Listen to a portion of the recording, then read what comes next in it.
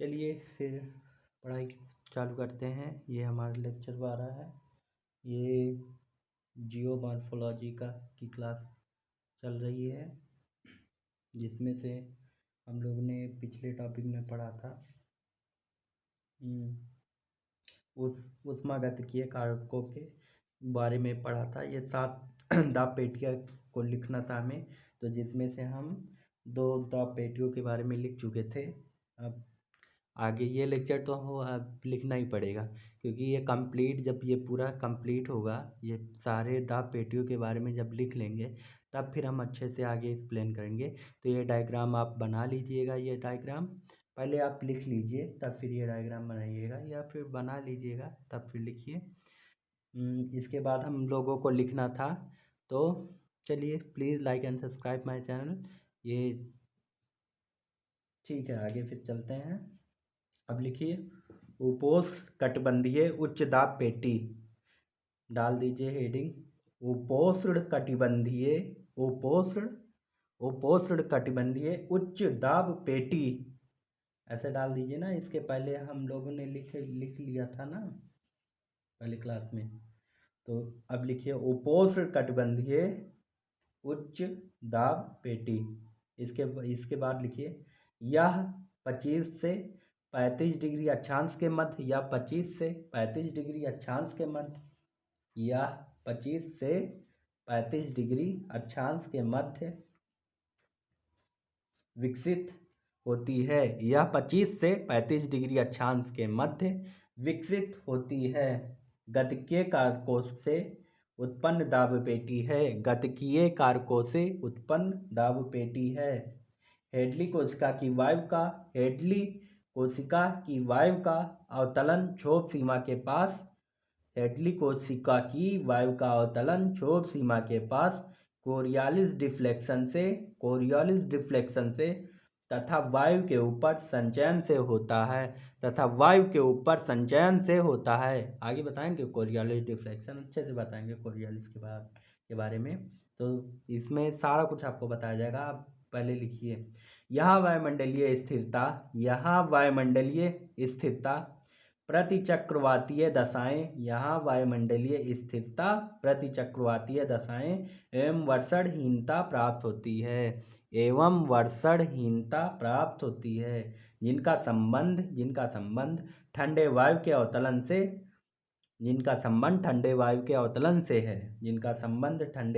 अवतलन से है। अतः इन पेटी के पास सूक्ष्म एवं अर्ध सूक्ष्म जलवायु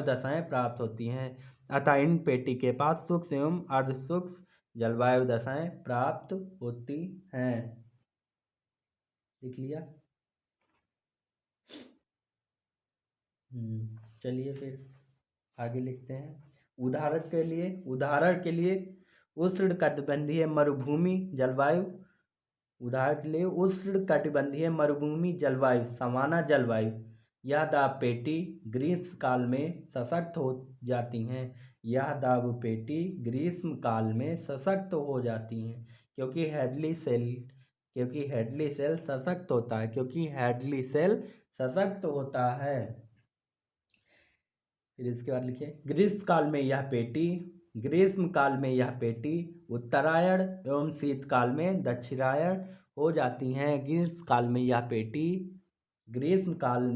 यह पेटी उत्तरायण एवं शीतकाल में दक्षिणायन हो जाती हैं, जिसका संबंध सूर्य के भ्रामक विस्थापन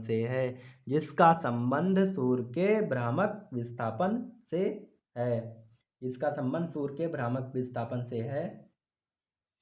उत्तरी गोलार्ध में या समुद्र तल पर वर्ष भर नियत होती हैं, क्योंकि समुद्र तल का तापमान अथवा भौतिक दशा वर्ष भर लगभग स्थैतिक रहती है। क्योंकि समुद्र तल पर वर्ष भर नियत लिखा ना, उत्तरी गोलार्ध में या समुद्र तल पर वर्ष भर नियत होती हैं, क्योंकि समुद्र तल का तापमान अथवा भौतिक दशा वर्ष भर लगभग स्थैतिक रहती है। समुद्र तल में थर्मोस्टेटिकल बैलेंस होता है ना टेम्परेचर का, वो जल्दी से ही गर्म नहीं होता थल के अपेक्षा, और जल्दी से वो ठंडा नहीं होता इतनी जल्दी, जितनी जल्दी वो थल एनर्जी को लॉस करता है, तो वो थर्मोस्टेटिक बैलेंस होता है। तो फिर आगे लिखिए, जबकि थल कृष्णकाया की तरह व्यवहार करता है, जबकि थल कृष्णकाया की तरह ब्लैक बॉडी, जबकि थल कृष्णकाया की तरह व्यवहार करता है, इसलिए थल पर दाब नियत नहीं होता, इसलिए थल पर दाब नियत नहीं होता, दाब वेरी करता है ना, इसलिए थल पर। उत्तरी गोलार्ध में अटलांटिक महासागर के ऊपर, उत्तरी गोलार्ध में अटलांटिक महासागर के ऊपर एजोस उच्च दाब एवं प्रशांत के ऊपर हवाई उच्च दाब कहते हैं।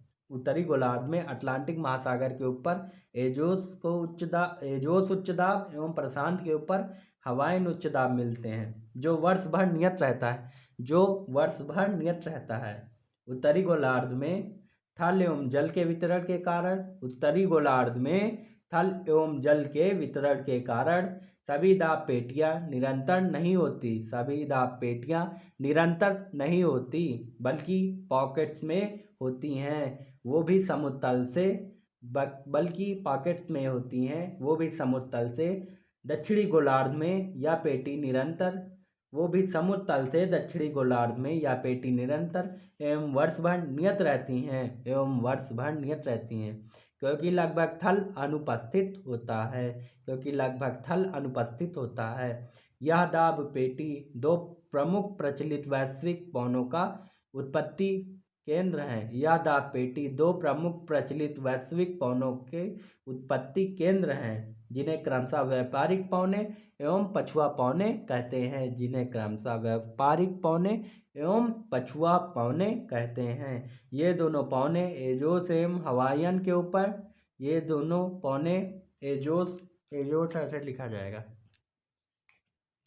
बोल देते हैं AZOES एजोस एवं HAWAI हवाई, ये दोनों एजोस एवं हवाई के ऊपर निर्मित विशाल प्रतिचक्रवात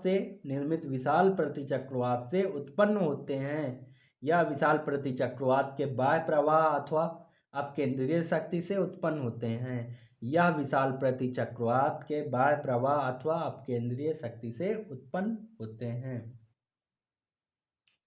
अब दूसरी पेटी के बारे में लिखना है हमको, तो दूसरी पेटी के बारे में लिखिए, उपध्रुवीय निम्न दाब पेटी, ये दूसरी पेटी के बारे में लिखना है, उपध्रुवीय निम्न दाब पेटी, इसे हेडिंग डालिए, उपध्रुवीय निम्न दाब पेटी 60 to 65 डिग्री अक्षांश, 60 से 65 डिग्री अक्षांश के मध्य या गतिकीय कारकों से उत्पन्न दाब पेटी है, 60 से 65 अक्षांश के मध्य या गतिकीय कारकों से उत्पन्न दाब पेटी है, परंतु ऊष्माजनित कारकों को निग्लेक्ट नहीं किया जा सकता, परंतु ऊष्माजनित कारकों को निग्लेक्ट नहीं किया जा सकता, अर्थात यह ऊष्मागतिकीय दाब पेटी है, अर्थात यह ऊष्मागतिकीय दाब पेटी है। उत्तरी गोलार्ध में यह समुद्र तल पर नियत है, उत्तरी गोलार्ध में यह समुद्र तल पर नियत है। अटलांटिक परिसे आइसलैंड लो, अटलांटिक परिसे आइसलैंडिक लो, जबकि प्रशांत पर एल्यूसियन लो की संज्ञा दी जाती है, ALEUTIAN, एल्यूसियन लो की संज्ञा दी जाती है। यह पेटी शीतकाल में सशक्त होती है, यह पेटी शीतकाल में सशक्त होती है, क्योंकि शीतकाल में ही उच्च अक्षांशों पर तापमान, या ब्रैकेट में कर दीजिए तापीय विरोधाभास, उच्च अक्षांशों पर तापांतर, तापीय विरोधाभास ब्रैकेट में कर दीजिएगा, तापीय विरोधाभास, तापांतर, ध्रुवीय ठंडी वायुराशि एवं उपोष्ण कटिबंधीय गर्म वायुराशि के मध्य अधिकतम होती है, जिससे इन अक्षांशों पर वायु का अभिसरण तीव्र हो जाता है, तथा गर्म वायु अभिसरित होकर वाताग्रीय दशाओं में ऊपर उठती हैं तथा गर्म वायु अभिसरित होकर वाताग्रीय दशाओं में ऊपर उठती हैं जिससे निम्न दाब के केंद्र बनते हैं इन्हीं केंद्र में समशीतोष्ण चक्रवात का निर्माण भी होता है तथा इस केंद्र को टेम्परेचर कन्वर्जेंस जोन TCZ भी कहते हैं टेम्परेचर कन्वर्जेंस जोन भी कहते हैं। ये लिख लीजिए, लिखा आपने, आगे लिखिए। यह उच्च वर्षा का क्षेत्र होता है जहाँ वाताग्रीय चक्रवातीय वर्षा प्राप्त होती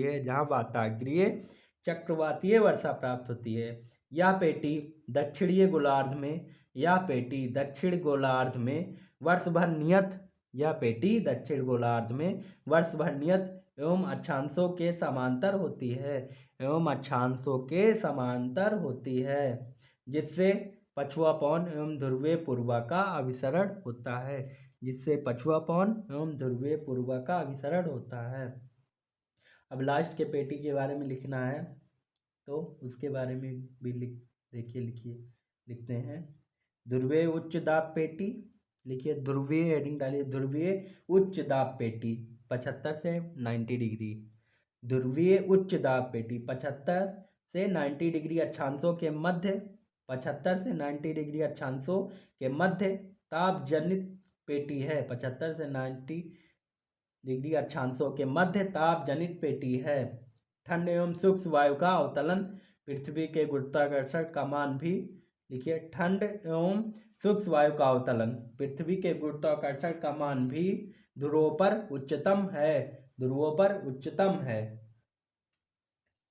अवतलित वायु उच्च कोरियालिस प्रभाव के कारण प्रतिचक्रवातीय बाह्य प्रवाह के रूप में लगभग पूर्व से पश्चिम की ओर विस्थापित होती हैं जिसे ध्रुवीय पूर्वा कहते हैं। क्योंकि यदि बाह्य प्रवाह न हो तब वायु में विक्षोभ उत्पन्न होगा तथा यांत्रिकीय अस्थिरता कायम हो जाएगी।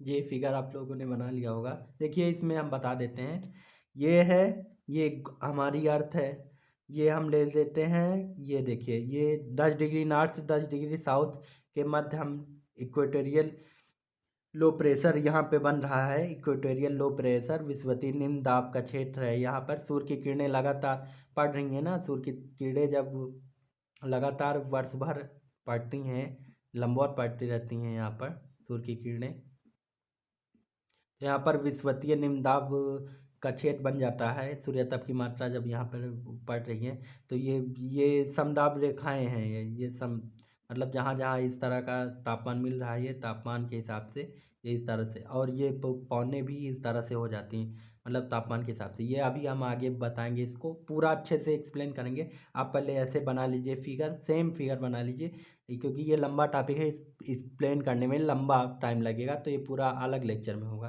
तो आप ये फिगर बना लीजिए। 10 डिग्री नॉर्थ से 10 डिग्री साउथ के मध्य ये ITCZ बन रहा है, ये ITCZ। ये फिर ये बना लीजिएगा विषुवतीय पछुआ 25। ये इसके अंदर क्या चल रही है, इसके अंदर जो चल रही है विषुवतीय पछुआ चल रही है। ये इसके अंदर जो पौने चल रही हैं, कौन सी है, विषुवतीय पछुआ पौने ऐसे ऐसे चल रही है, जब पौने चल रही हैं।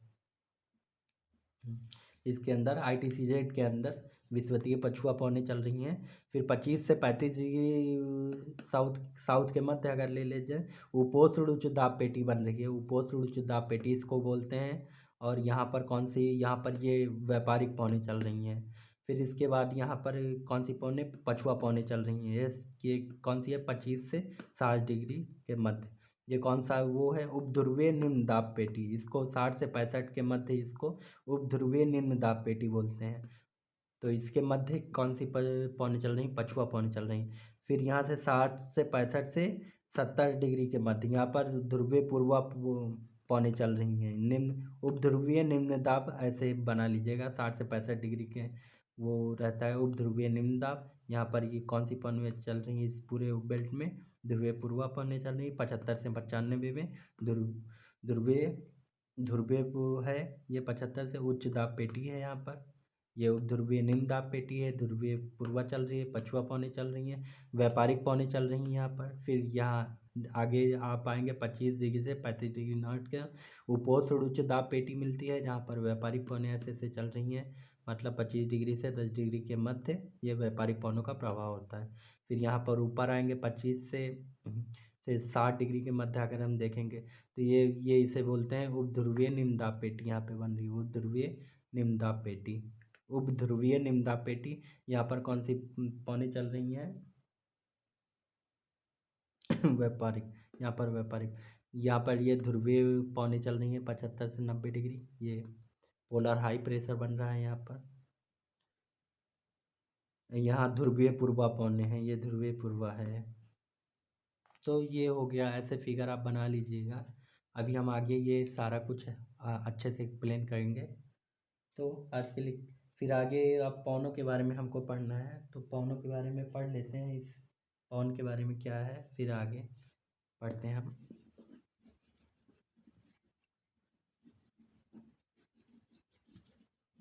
सारा कुछ अच्छे से एक्सप्लेन होगा। अभी आपको नहीं समझ में आ रहा होगा कि क्या थ्योरी क्या लिखा गया है, पर यह थ्योरी आपको लिखना ज़रूरी है। ये लिख लेंगे तो आगे ये इंटरलिंक करेगा, आगे सारे टॉपिक से ये इंटरलिंक करेगा।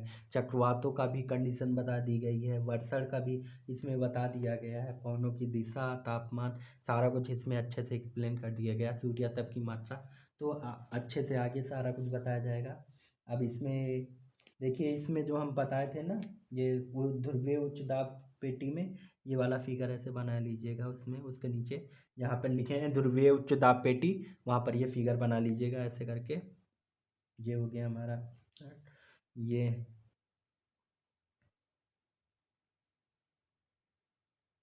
ले लेते हैं, बेल्ट ले लेते हैं 60 डिग्री के मध्य।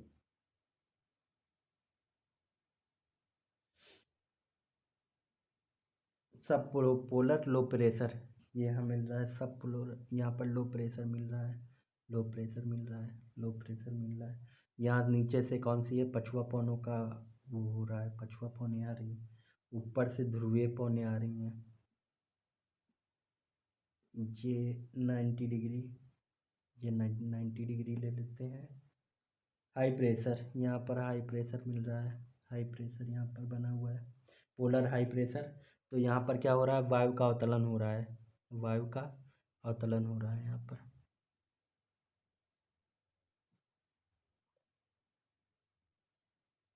ऐसे वायु का अवतलन हो रहा है।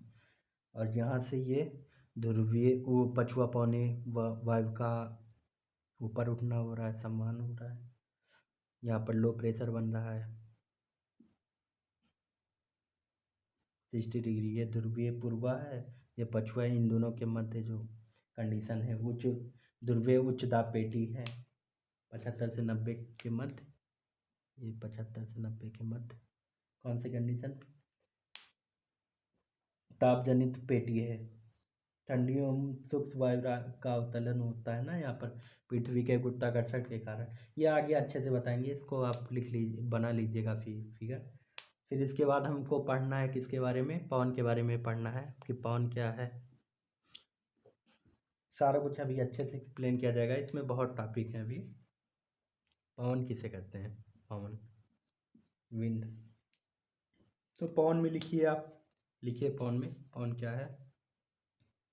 वायु के क्षैतिज संचरण को पवन कहते हैं। वायु के क्षैतिज संचरण को जो दाब प्रवणता बल के समांतर एवं जो वायु के क्षैतिज संचरण को पवन कहते हैं। क्षैतिज संचरण हो रहा है, देखिए क्षैतिज जो उधर उठता है ना, तो क्षैतिज संचरण, वायु के क्षैतिज संचरण को पवन कहते हैं। जो दाब प्रवणता बल के समान, जो दाब प्रवणता बल के समांतर एवं समदाब रेखाओं के लंबवत संचरित होता है जो दाब प्रवणता रेखा, आगे बताएंगे दाब प्रवणता रेखा, पीजीएफ के बारे में हम आगे अच्छे से बताएंगे, तो आप परेशान मत होइए। जो दाब प्रवणता बल के समांतर एवं समदाब रेखाओं के लंबवत संचरित होता है, एवं समदाब रेखाओं के लंबवत संचरित होता है, जबकि वायु के ऊर्ध्वाधर को वायुधारा कहते हैं। वायु का जो ऊर्ध्वाधर ऐसे होता है, ये वायुधाराएं हैं, वायु का ऊर्ध्वाधर। और जबकि क्षैतिज है, ऐसे ऐसे क्षैतिज चल रहा है या ऐसे चल रहा है क्षैतिज, तो ये पवन कहेंगे इसको। पवन के संचरण को प्रभावित करने वाले कारक, अब इसमें देखते हैं पवन के संचरण को प्रभावित करने वाले कौन से कारक है। एक तो पीजीएफ है, दाब प्रवणता बल, पीजीएफ, पीजीएफ लिख लीजिए। पीजीएफ क्या है, दाब प्रवणता बल। यह पवन गति के समानुपाती होता है, यह पवन गति के समानुपाती होता है। दाब प्रवणता बल है यह, दाब प्रवणता बल पीजीएफ, यह पवन गति के समानुपाती होता है तथा फ्रिक्शन के विषमानुपाती होता है, तथा फ्रिक्शन के विषमानुपाती होता है। पीजीएफ क्या होता है, समानुपाती होता है वेलोसिटी के, और इन प्रोपोर्शनल होता है फ्रिक्शन। अगर फ्रिक्शन बढ़ेगा तो पीजीएफ घटेगा, दाब प्रवणता बल घटेगा। आगे बताएंगे इसको, पीजीएफ क्या है, P I proportional to V proportional 1/f, ये हो गया पीजीएफ। यह समदाब रेखाओं के लंबवत कार्य करता है, समदाब रेखाओं के लंबवत कार्य करता है तथा पवन दिशा के समानांतर होता है। यह समदाब रेखाओं के लंबवत कार्य करता है। अब देखिए पीजीएफ क्या है, देखिए हम बता देते हैं। पीजीएफ ये ले लेते हैं 900 एमबी ले लेते हैं, और ये ले लेते हैं 1000 एमबी का दाब लग रहा है इसमें। यहाँ पर हाई प्रेशर क्रिएट होगा, हाई प्रेशर, यहाँ पर क्या होगा, लो प्रेशर क्रिएट होगा। तब पवन की दिशा किस तरफ होगी, हाई प्रेशर से लो प्रेशर की तरफ ऐसे होगी, हाई प्रेशर से लो प्रेशर। तो यही पवन की दिशा जो हाई प्रेशर से लो प्रेशर की तरफ हो रही है, तो वही है दाब प्रवणता, वही है। कितना दाब प्रवणता हो गई इसकी, 100 एमबी की। हाई से लो की तरफ जो जा रही है पवनों का, तो इनके बीच में गैप कितना है, अगर ये 100 एमबी ये भर जाएगा, जब ये जाएगी 100 एमबी का दाब प्रवणता बल क्या है, दाब प्रवणता कार्य कर रही है 100 एमबी की। अगर 100 एमबी ये भर जाएगा तो ये समान नियत हो जाएंगे, तो ये दाब प्रवणता कार्य कर रही है हाई प्रेशर से। 1000 एमबी है, यहाँ पर 1000 एमबी, 900 एमबी है, तो ये दाब को फिल करने के लिए जो बल कार्य करता है दाब प्रवणता, वही है दाब प्रवणता बल।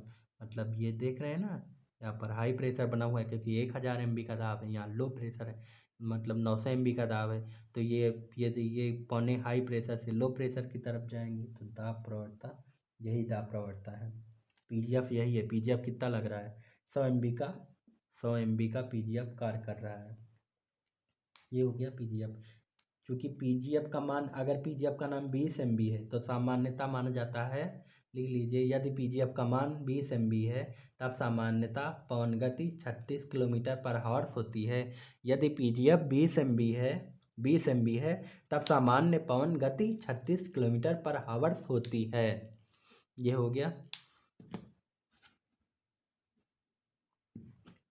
अब हमको किसके बारे में पढ़ना है, पीजीएफ पढ़ चुके हैं ना, अब हमको कोरियालिस पढ़ना है, कोरियालिस के बारे में, कोरियालिस इफेक्ट।